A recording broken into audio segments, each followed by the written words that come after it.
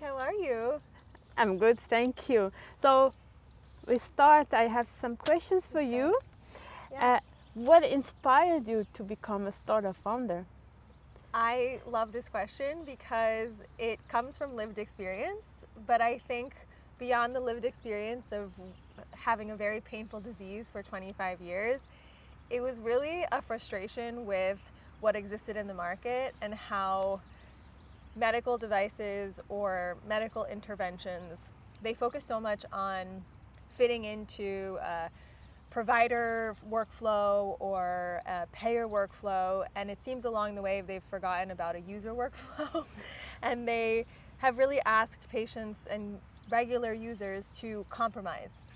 They sort of pass on the burden, the inconveniences to the person who's actually suffering.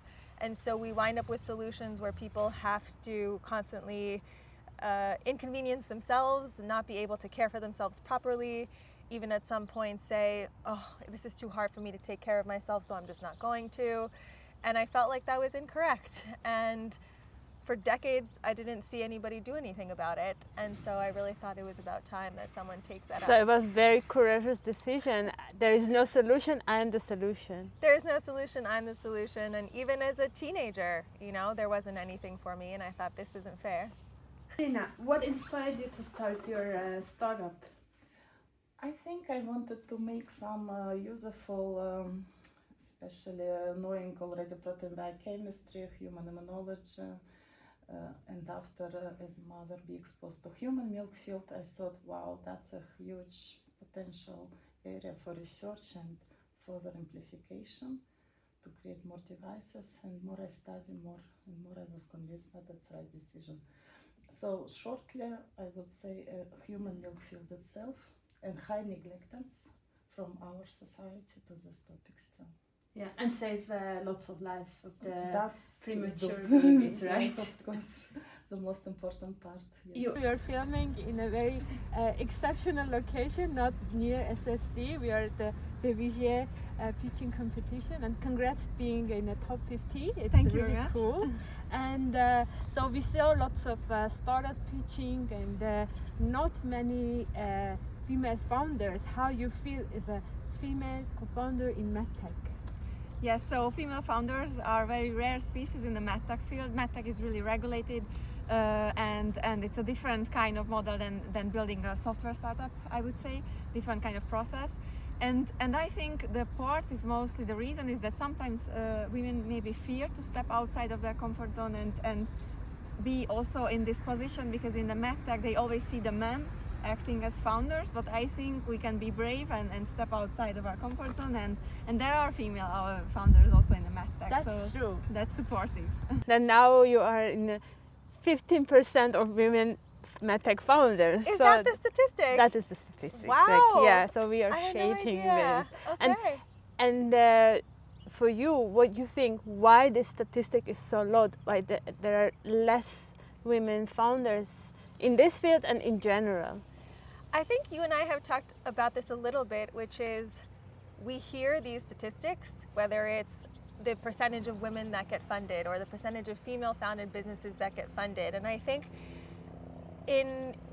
when people say them, I think they're meant to be helpful, but what they can continue to evoke is this message that women will not be believed, that women are incapable. And so there's, I think, sort of some errors around creating fear that if you are a woman, you will have... We are near the hospital, so... that if you are a woman, you're going to have the odds stacked against you. And I think that women are actually incredibly thoughtful and deliberate, and we try to plan for everything. So when you stack up all of these fear messages around you won't get funding or there's so many biases against you, you start to think, well, am I really capable of doing that? And we don't see a lot of role models in that particular framework. So it's just important for us to find those people and to go after them. My personal inspiration was Sarah Blakely, who started Spanx. She has nothing to do in the MedTech world, but she thought, I have an idea and I believe in myself and I'm going to go for it. And truly, she has been like my guiding North Star since I was 18 years old. Being a female founder, what are the challenges? What are the inspiration that helps you, or the opposite bothers you? The inspiration, of course, coming from media, when you see great successful stories of female startups, or generally any startup, especially in my field, neonatology. And that gives you a great hope that even if it's much more harder than classical MedTech startup, because neonatology is one of the most conservative area of medicine, once it's there, once you, for example, get your regulatory approval or start to be market active, you receive a lot of attention and recognition from clinical society. So such examples, it's the best images of what successful story looks like. Yeah, it's like when your product, it's really doing the cause, and it's really inspiring. Yeah, 15% we have. And how you feel being the female founder and being in this tough industry, what motivates you to do this? What motivated me is that I always wanted to create something which has a great impact. So, for example, the healthcare of people's life, and this was the field for me. When I met my co-founder and also my partner and husband, he had a great idea in the dental field, which could help millions of people to prevent diseases through dentistry and preventive dental care. So I think this is something great which you can put your life upon to for years and forever. Yeah, and I think you're doing a great job. And how is it to work with your partner in crime, your husband, your everyday partner is your co-founder? How you feel? Yes, that's a question we always get. I think this is an advantage from our side because we are a 24-hour business. My husband loves to work in the morning, I love to work at night, so we are always focusing on dental robotics.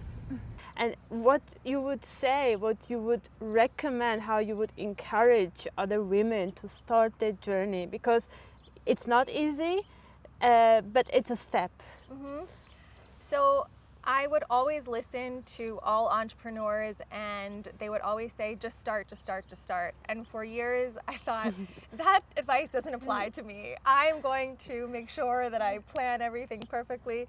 And when I finally did take the leap to leave my job and to go full on into this venture, I was in a conference and I had this moment of like, oh my gosh, why didn't I just start sooner? I didn't plan. I didn't, like why, there really is no other alternative than just to start. And even if I think about, we started last year, and even if I think about a year ago, we have accomplished so much more than I would have thought. But in the day to day, I would think like, oh no, what is there to do? Especially when you're starting out, it sort of feels like I have this fake company and I'm creating this like fake email.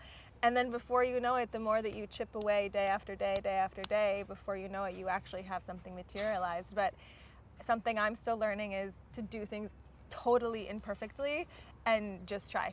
And don't be scared of your mistakes. Don't be scared of your mistakes. I'm still scared of them, but I'm still making them, and then I learn from them. And what do you think, why there are not many female founders in this field, in MedTech in general?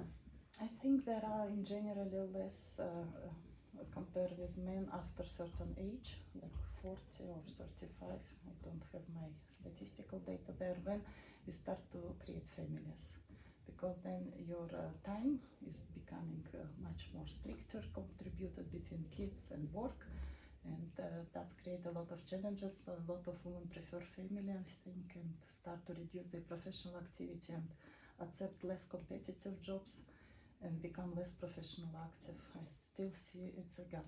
But then you, as a typical example, mom, wife, and then now founder, like what really challenged you to do this?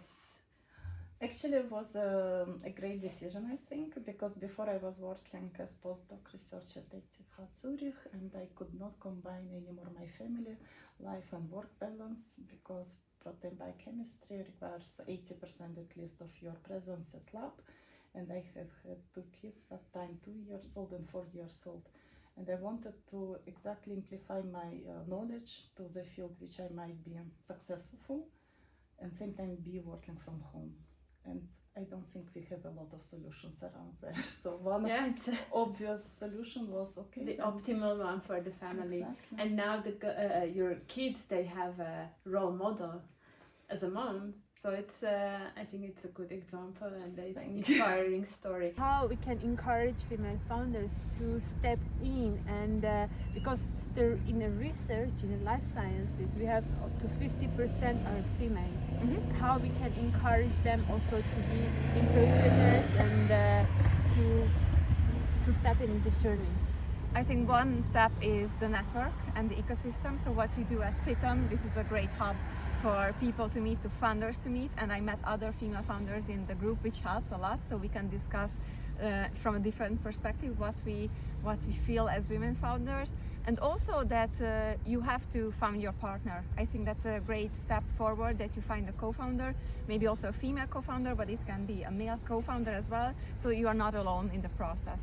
So at the end, what you say, the power is in the community and all our environment who are Exactly. with us, right? Connect with other people and you will find the right partner, because you always need somebody on your side. Great. Thank you, Kinga. Thank you, And Kinga. you are an inspiration, and I hope our talk will inspire some other women. I to hope step to. in. Thank you very much, Thank you. Kinga Őry. Thank you. Bye.